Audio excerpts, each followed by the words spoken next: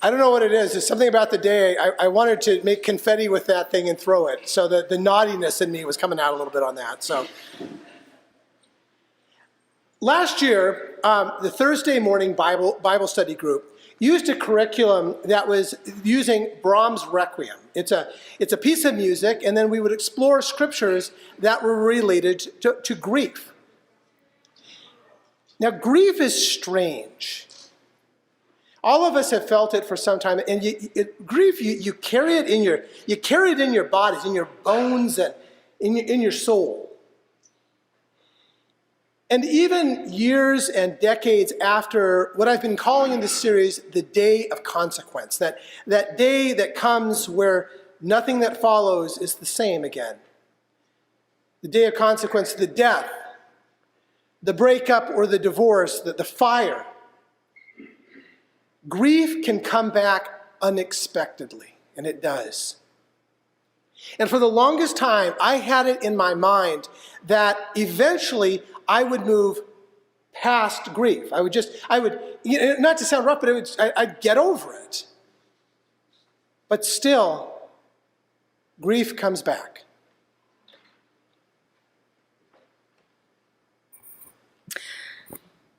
No healing, only grief. My heart is broken. Listen to the weeping of my people all across the land. Isn't the Lord in Zion? Is her king no longer there? Why then did they anger me with their images, with pointless foreign gods? The harvest is past, the summer has ended, and yet we aren't saved. Because my people are crushed, I am crushed. Darkness and despair overwhelm me. What to do with God's people? Is there no balm in Gilead? Is there no physician there? Why then have my people not been restored to health?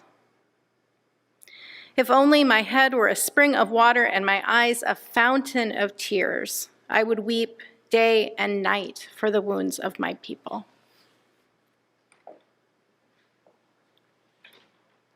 Yeah, as we've heard over these last few weeks, it was Jeremiah's job to share the hard words to his nation that it was coming to an end, that their days were numbered. And that didn't, though, mean just because you are the person who delivers that hard message, it didn't mean that it didn't hurt, that Jeremiah didn't grieve. It was his nation, his people. And when the day of consequence comes, when you have that point at which it's done, it doesn't mean that it no longer even matters whose fault it was or what you could have done to avoid it. And a lot of times, and I don't know how your mind works, but a lot of times people will get it in their minds, they will play over the details of what had happened over and over, trying to think that if they can just understand it, if they can somehow figure out exactly what went wrong, then somehow you have some control. But that's just an illusion. Maybe if you'd gone to the doctor earlier, you would have gotten the cancer diagnosis just a bit earlier. Or maybe if you hadn't taken that job that had taken you far away from the one you loved, whatever the story was for you, when the day of consequence comes, it's done. No amount of tears can change what has happened. And that is what Jeremiah knew. Anyway, I didn't have very high expectations for the Bible study curriculum we use. You know, there's lots of Bible study curriculums, and the author, Carol Bechtel, she's good. I've done other Bible studies of hers in the past, and it was okay. The curriculum was okay. It wasn't exciting, but it was okay. But for whatever reason, God had more to say through this okay curriculum and the scriptures involved with it, much more than I expected. And that's how oftentimes things go with Bible study. For the longest time, I had wanted to move past grief, to get over it. And there have been times I have wondered, is there something wrong with me? That maybe even wrong with my faith, that I hadn't just gotten over it. Why does it come back and still hurt even after this much time? Why hadn't my spirit been cured? Why hadn't I been completely healed? And I know the depression, the addiction, and the whole host of unhealthy things that grief can bring around. I know that as a pastor, every pastor has seen that in their flocks and in themselves. And we also know that Jesus taught, blessed are those who grieve. And I've never understood why that would be a blessing, for they will be comforted. But it's easy to get healed and cured confused. But they're different. Being comforted is healing. But it doesn't mean you move past grief, that you're cured of grief.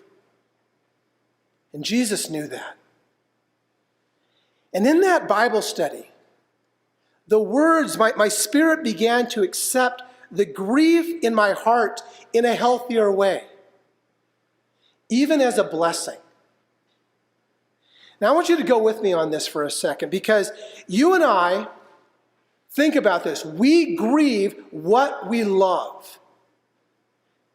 And it's true that true love, it never dies. It doesn't just disappear.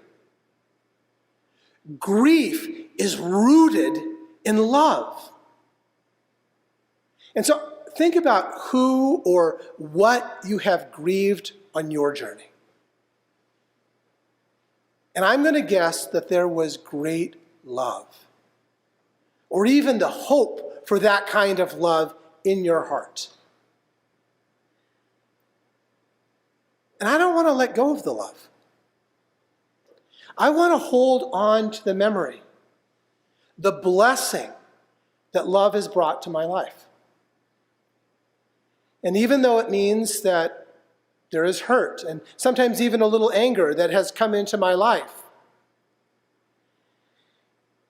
that the terrible day of consequence that we all face, and they will come sometimes, that those days can be a reminder of love. And I don't want to numb, or I don't want to escape that reminder. I want to be able to channel that grief, to channel it into healthy ways, to honor the love that is still inside of me, the love that blessed me. And grief then, in a healthy way, can become the presence of God's love and God's spirit of love inside of us. Now, when Jeremiah wrote those words, he hadn't gotten to that point yet in his grief. It was too new. He had the tears. He had the anger. And he certainly had the fear.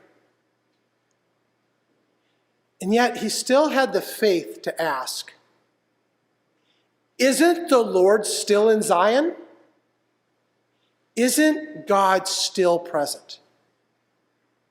Does God not continue to heal in the balm of Gilead? And that faith, the faith to even ask that question, that is the faith that saves. It can save you from depression and from addiction and that whole host of unhealthy things that grief can bring around. When grieving is done without the faith that God remains. That no day of consequence, whatever that was for you, it never lasts forever. There still is a balm in Gilead. And tears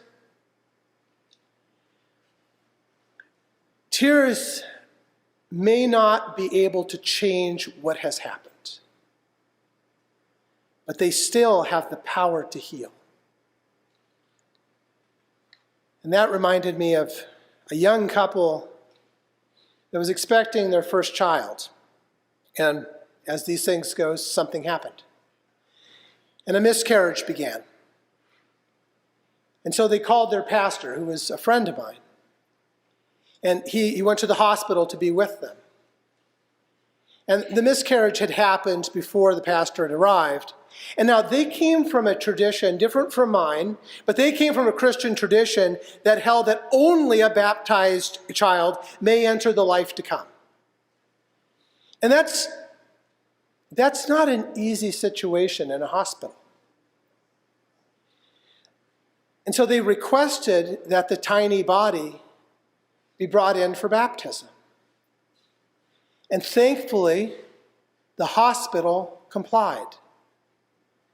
The spiritual damage that could have been done otherwise could have been profound. My friend baptized that little one with the tears of his parents. He had tears when he came to me to talk about that story. And we both prayed together that God's Spirit would be with those parents in their grief, to be the comfort that they needed. And then I offered to do something. He was in my office, and I offered to do something. I offered him to anoint him with healing balm. A sign and a symbol, a ritual that we have done for thousands of years. The 23rd Psalm, you anoint my head with oil. I offered to anoint him, to remind ourselves that God's healing presence is always present in our healing and grief. And I offer you the same today. To come forward to have the sign of the cross in holy oil placed on your forehead. A sign of suffering that is used to remember that God is always present, even when our hearts break. For those of you who are connecting online, you are welcome to just place your hand on your forehead and feel the connection. If you have or are experiencing grief, or just need to be reminded of God's healing presence in our world, this time is for you.